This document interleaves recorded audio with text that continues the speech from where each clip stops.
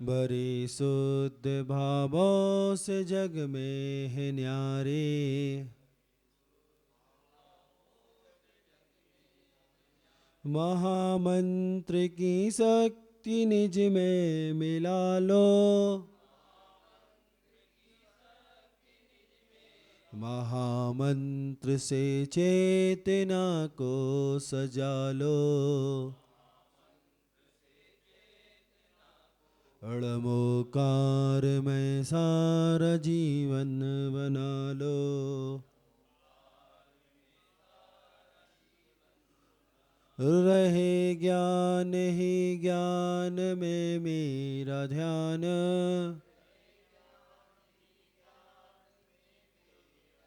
महामंत्र सब दुख हर ले महान।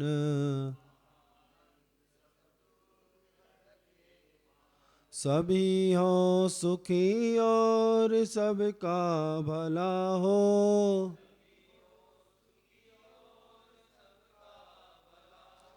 महामंत्र से चेतना को सजा लो। अड़मोकार में सारा जीवन बना लो। न तन में हो रोग न मन में अशांति। हो सारे जहाँ में परम शांति शांति।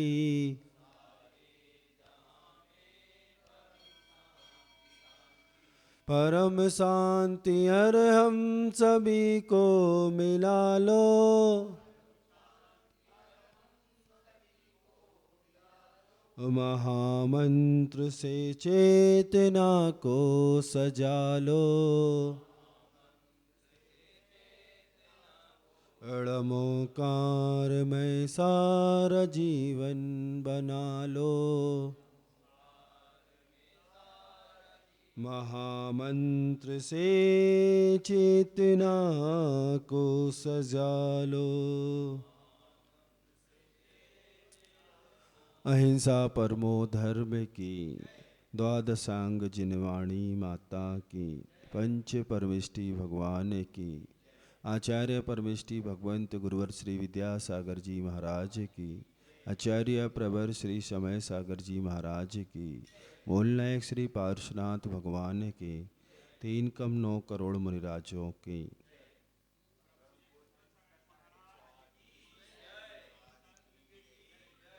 पंचाचारों से विभूषित वह भव्य आत्मा जो स्वयं शिवपथ पर चलती है और शिवपथ पर चलने वालों के लिए प्रेरक बनती है, ऐसे भव्य आचार्य परमिष्टि का वर्णन हम लोग 2 दिन से सुन रहे हैं, समझ रहे हैं। जो संघ के नायक होते हैं, जो शिक्षा दीक्षा और प्रायश्चित देते हैं, वह आचार्य कहलाते हैं। उन आचार्य परमिष्टि के 36 मूल गुणों में सर्वप्रथम 12 तपों पर चर्चा चल रही है। बाह्य और अभ्यंतर तप 12 प्रकार के होते हैं। बाह्य तपों में हमने अनशन, अमौदार्य, वृत्ति पर संख्यान, रस परित्याग आदि को जाना। आज क्रम है विविक्त सय्यासन तप का। तो क्या कहलाता है विविक्त सय्यासन तप? कैसे तपते हैं इस तप को वह आचार्य साधक? स्वाध्याय ध्यान आदि की सिद्धि के लिए एकांत स्थान पर शयन करना, आसन लगाना विविक्त सय्यासन तप कहलाता है। किसके लिए? ध्यान आदि की सिद्धि के लिए, स्वाध्याय के लिए वह एकांत स्थान पर जाकर शयन करना, आसन लगाना, यह सब विविक्त सय्यासन तप के अंतर्गत आता है। विविक्त सय्यासन तप चित्त की शांति के लिए, निद्रा को जीतने के लिए एवं कर्मों की निर्जरा के लिए किया जाता है। आचार्य महाराज इस तप को बहुत सुंदर ढंग से करते थे। इसी मध्य भारत में भाग्योदय सागर में एक प्रसिद्ध सनातनी संत था, वैष्णव परंपरा को धारण करने वाला। चूँकि आचार्य महाराज जब मध्य भारत में उन्होंने प्रवेश किया, धीरे धीरे उनकी तप साधना संयम के माध्यम से उनका बहुत तेजी से नाम और ख्याति बढ़ी। सन 1980 के बाद 75 के लगभग उनका प्रवेश हुआ है और 80-85 के बीच में उनका अभ्युदय तेजी से हुआ और सन 1985 के बाद उनके नाम की ख्याति बहुत तेजी से बढ़ी। चूँकि उनकी तप, उनकी आराधना, उनका संयम, ये सब उत्कृष्ट था। स्वाध्याय, साधना और धर्मोपदेश, ये 3 उनके कार्य रहते थे जिसमें वो निष्णात थे। तो 85-90 के दरमियान तो लगभग पूरा मध्य भारत उन्मय हो गया था। संपूर्ण जैन समाज उन संत की दीवानी हो चुकी थी। ये उनकी तप आराधना का ही प्रतिफल था। तो वहाँ पर एक वैष्णव सनातनी संत रहता था। चूँकि उस समय पर गुरुजी का बहुत आना जाना बुंदेलखंड के इन शहरों में, सागर, दमोह, जबलपुर, ललितपुर, ये बारापूला बेल्ट बहुत ज़्यादा उस समय वहाँ गुरुजी का बहुत प्रवास मिलता था। नैनागिर, पपौरा जी, आहार जी, मड़िया जी, भौरीबंद, जबलपुर, पनागर, है ना, कुंडलपुर तो है ही मध्य में, नैनागिर, तो ये सब क्षेत्र उस समय बहुत तेजी से गुरुजी का दीवाना हुआ। ख्याति बहुत तेजी से बढ़ी। बच्चा बच्चा बुंदेलखंड का गुरु नाम से परिचित हो गया। वह जो बाबा था उसका नाम था गुलाब बाबा। वह भी उस समय पर सागर में बहुत प्रसिद्ध था। उसका जन्म महाराष्ट्र में हुआ था, लेकिन उसने अपना कार्यक्षेत्र सागर को चुना। और आचार्य महाराज का सागर कई बार प्रवास हुआ, लेकिन उसने उनके कभी दर्शन नहीं किए। नाम तो खूब सुना। एक उनका अनन्य भक्त था जो जैन था, गुलाब बाबा का, उसका नाम था डॉक्टर अमरनाथ। अमरनाथ डॉक्टर उनका तो भक्त था ही, गुरुजी आए तो गुरुजी का भी भक्त बन गया, क्योंकि जैन संस्कार से जैन सो था ही। तो अमरचंद डॉक्टर अमरनाथ जो आज भाग्योदय खड़ा है, उसके मूल में अगर किसी ने परिश्रम किया है और नींव में जो साथ में खड़ा रहा और नींव रख आकर के उसने भाग्योदय को खड़ा किया था, वो नाम था सागर में डॉक्टर अमरनाथ। अनन्य भक्त था गुरु जी का और गुरु आज्ञा में अहरनिश 24 घंटे उसने शुरुआती दौर में सेवाएं दी। उनके आगे पीछे संभवतः कोई नहीं था और वह गुरु सेवा के लिए, गुरु आज्ञा के लिए समर्पित था और उनसे भी प्रभावित था। उनके पास भी जाता था तो चर्चा होती थी, हमारे गुरुजी ऐसे, हमारे गुरुजी ऐसे। तो सुनते सुनते एक दिन गुलाब बाबा को पता नहीं क्या उत्कंठा हुई और उसने कहा, एक काम करो, आज आप इतनी चर्चा करते हो, नाम भी बहुत सुना है हमने, कैसे संत हैं, मैं एक बार देखना चाहता हूँ। तो उन्होंने कहा, जब आप बोलोगे चल चलेंगे, अभी तो गुरुजी कुंडलपुर में है। ठीक है। एक दिन इतनी उत्कंठा हुई गुलाब बाबा को कि उनने सुबह 4 बजे, 4:30 बजे अमरनाथ जी को फ़ोन लगाया कि आज मुझसे रहा नहीं जा रहा है, आज तो मुझे दर्शन करना ही है। तो अमरनाथ अपनी गाड़ी लेके उनके घर पहुँचे और वहाँ से लेकर के कुंडलपुर गए। अब सबको मालूम है कुंडलपुर में संत निवास में मिल जाएंगे बाबा, लेकिन जब तक पहुँचे, जब तक निहार आदि के लिए आचार्य भगवान ऊपर चले गए और वहीं जाकर ऊपर से फिर बड़े बाबा के दर्शन करने प्रतिदिन जाते थे। इधर गुलाब बाबा बार बार उसके अंतरंग में एक बात चल रही थी कि इतना बड़ा नाम है, पूरा देश जैन समाज आचार्य विद्यासागर महाराज को इतने बहुमान से याद करता है, तो इनका बहुत ठाठ बाट होगा। जैनियों के संत थे, पैसा वाली समाज है, सोने का सिंहासन होगा, छत्र चमर डोल रहे होंगे, 150 हजार लोग उनके आगे पीछे घूम रहे होंगे, मतलब पूरा वैभव होगा। अब वो लोग वैभव में रहते तो उनको यही लगता कि इनके बाबा जी वैभव में रहते होंगे। तो संत निवास में गुरुजी नहीं मिले तो गाड़ी सीधे बड़े बाबा गई। बड़े बाबा के दर्शन करके गुरुजी जा चुके थे। उन्होंने कहा अरे चले गए तो अब पगडंडी है गुरु, आप तो कार से चले जाते, हम लोग पगडंडी से आए। महाराज मार्ग आपका राजमार्ग है, हमारा महाराज मार्ग अलग होता है, तो हम महाराज मार्ग से वापस आते हैं। तो बीच में जहाँ से आते हैं तो एक मंदिर था, आप सबने कुंडलपुर के दर्शन किए हैं, है ना। तो अभी तो बहुत स्थिति बदल गई। उस समय की बात है जब वहाँ दासे जो लगे ना, ये दासों का पूरा आंगन था और इन्हीं दासों के टुकड़ों की बाउंड्री अभी भी बहुत जगह बनी है। एक मंदिर के बाहर इन्हीं दासों की टुकड़ी की जो बाउंड्री बनी थी मंदिर के बाहर, और उस पर लाल रंग पुता था नीचे, और ऐसी चीप के टुकड़े के ऊपर आचार्य महाराज अकेले बैठे थे।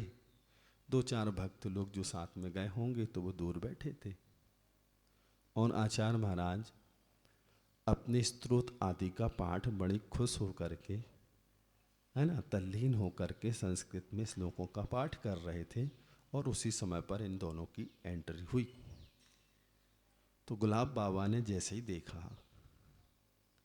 कि अरे, उनने कहा वो बैठे गुरुदेव। कहाँ बैठे? वो बैठे। तो वो आश्चर्यचकित रह गया, मेरी कल्पना तो कुछ और थी, यहाँ तो नज़ारे ही बदल गए। उसने देखा तो उसने अपने जीवन में सर्वप्रथम दर्शन किए थे। और गुरुजी की मुद्रा और वितरागी मुद्रा तो अपने आप में आकर्षक होती ही है। वह बहुत आकर्षित हुआ, चूँकि उसकी जो परिकल्पना थी वो वैभव से भरी हुई थी। अब उन लोगों को वही पसंद है, राष्ट्र ठाट में वो लोग रहते हैं, तो उनने सोचा कि ये तो बहुत पैसे वाली समाज, तो ये तो और सोने के सिंहासन में बिठा के रखते होंगे अपने गुरु को। जब उसने देखा कि एक टूटी फूटी चीप की दीवार के ऊपर एक शिला तल पर आचार्य महाराज बैठे हैं और उनके चेहरे पर कहीं कोई सिकन नहीं है, मुस्कान के साथ, और वो अपने आराध्य का स्मरण दोनों हाथ जोड़ के कर रहे हैं, और 2-5-10 लोग सामने दूर बैठे उनको निहार रहे हैं, और दूर दूर तक कोई नहीं। तो उसकी जो परिकल्पना थी वो धराशायी हो गई, और वो भी उनकी उस मुद्रा को देख के मंत्रमुग्ध हो गया, और दोनों भक्त सामने बैठ गए। आचार्य महाराज आंख बंद करके गदगद भावों से प्रभु स्मरण कर रहे थे स्तोत्र के माध्यम से। और जब वह उनका पाठ पूर्ण हुआ, आँख खोली तो उनकी नज़र पड़ी कि सामने कोई व्यक्तित्व बैठा है। अब उनका चोला रहता है लाल हरा पीला, कुछ भी पहने रहते हैं, और अमरनाथ साथ में है। तो अमरनाथ ने कभी चर्चा की होगी कि हम उनके पास जाते, तो वो समझ गए कौन है, हैं? गुलाब बाबा, गुलाबी चोला पहनता था वो। तो उसने सर्वप्रथम दर्शन किए, और जितनी देर वह बैठ के उनको निहारता रहा उतनी देर में उसके मानस पटल में बहुत सी तरंगें तैर गईं। और उसने जैसे ही गुरुजी को ने देखा और उसने कहा नमोस्तु करो, उसने नमोस्तु किया। गुरुजी ने वरद हस्त से अभय का आशीर्वाद दिया, कल्याण हो, धर्म वृद्धि हो। और वह इतना अभिभूत हुआ उस वीतरागता को देख के, उस दिगंबरत्व को देख के। ये क्या है? अभी हमने आपके सामने विविक्त सय्यासन तप की बात की। एकांत में जाके, चाहे उस सर्ग में या एक आसन में, शिला तल पे बैठ के, वन में बैठ के शयन करना, आसन लगाना, ये विविक्त सय्यासन नाम का तप है साधक का। वो अपने एक तप को तपते हुए अपने भगवान की आराधना कर रहे थे। ना कोई पाटा है, ना कोई सिंहासन, ना कोई चेला चपाटी, ना कोई सुख सुविधा। वन में जा कर के बैठ गए और शिला तल पर उबड़ खाबड़ है, गड़ रही है कुछ, उस तप को वह सहन कर रहे हैं और कर्मों की निर्जरा का वह साधन है। तो यह विविक्त सय्यासन तप का उदाहरण पढ़ने में आया कि कैसे निरीह वृत्ति थी, निर्लेप वृत्ति थी गुरुदेव की। इतना सब होने के बाद भी कोई सुख सुविधा का उन्होंने अपने जीवन में उपयोग नहीं किया और अपने तपों को तपने में, अपने 12 तप, अपनी साधना, धर्म आदि को पालन में उन्होंने अपना पूरा जीवन दिया। जब वह गुलाब बाबा उसने प्रथम दर्शन किया और ये सब परिस्थितियां देखी, तो उसकी जो परिकल्पनाएं थी, उसने अपनी बात रखी गुरुदेव के सामने कि गुरुदेव, पूरे देश में आपकी ख्याति है, मैंने खूब आपका नाम सुना था। आज सुबह 4 बजे बहुत तीव्र उत्कंठा हुई कि नहीं, आज तो आपके दर्शन करना है। और मैंने महोदय जी को फ़ोन लगा करके बात रखी और ये तुरंत तैयार हो गए। और मैं वहाँ से बहुत कुछ चीज़ें अपने मानस पटल में सोचते सोचते यहाँ तक आया था, लेकिन यहाँ जो मैंने देखा वो सब विपरीत था। साधना तो आप लोग करते हैं, साधक तो आप हैं। मैंने अभी तक सुना था भगवान होते हैं, आज मैंने अपने जीवन में पहली बार भगवान के दर्शन किए हैं, ये उसके शब्द थे।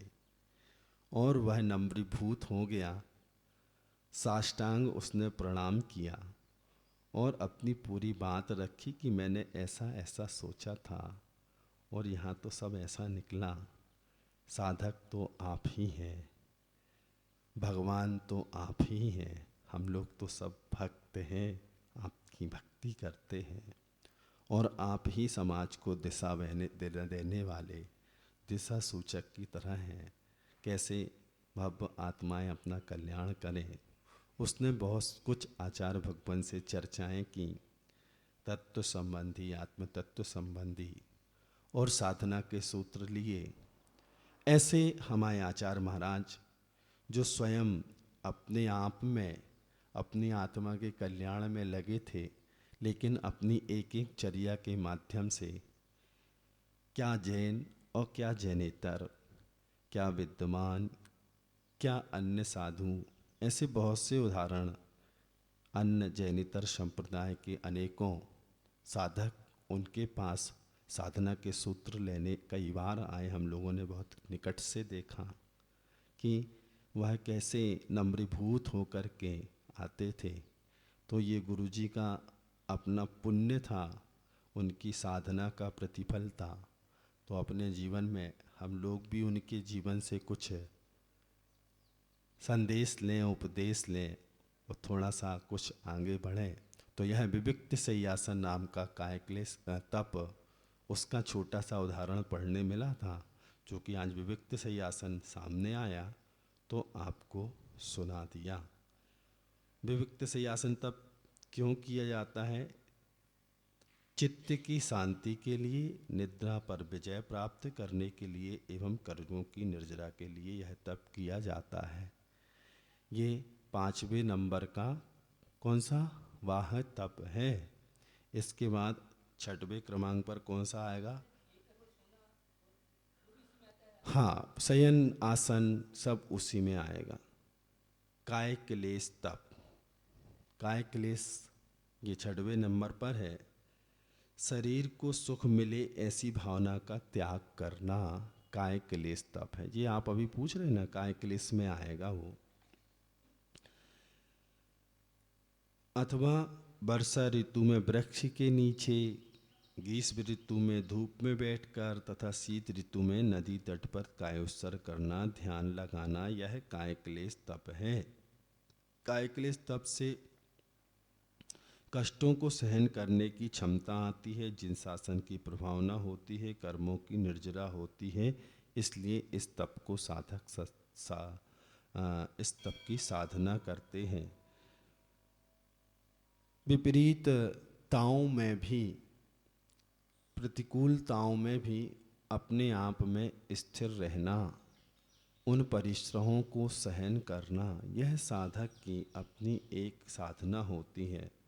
वो हमने एक बार और सुनाया था आपको, गुरु जी का योगी भक्ति का। ग्रीष्म काल में आग बरसती, गिरि शिखरों पर रहते हैं, वर्षा ऋतु में कठिन परिश्रम तरुतल रहकर सहते हैं, तथा शिशिर हेमंत काल में बाहर भू पर सोते हैं, वंद साधु ये वंदन करता दुर्लभ दर्शन। तो यह काय क्लेश नाम का तप होता है, जिसमें वह साधक इस शरीर के सुख का त्याग करता है, इस शरीर के सुख की ओर नहीं देखता है। प्रतिकूल परिस्थितियों में गुरु जी, लोग ठंडे स्थान पे कब जाते हैं? कुल्लू मनाली है, गर्मी में शिमला कश्मीर, गर्मी में क्यों जाते? वहाँ टेम्परेचर कम मिलेगा, इतना नहीं रहेगा है। और गुरु जी जब गर्मी पड़ती तो कुंडलपुर जाते, क्योंकि वहाँ तीव्र गर्मी पड़ती है। पूरे मध्य प्रदेश की सर्वाधिक गर्मी कहीं पड़ती है तो वो दमोह और कुंडलपुर में पड़ती है। और कुंडलपुर जो कुंडल के आकार का है, चूल्हे के जैसे भट्टी, हाँ, दिन भर तपो, कौन? वो पूरी पहाड़ियों पर दिन भर तीक्ष्ण धूप लगती है, तप जाती हैं और रात में झाड़ छोड़ती।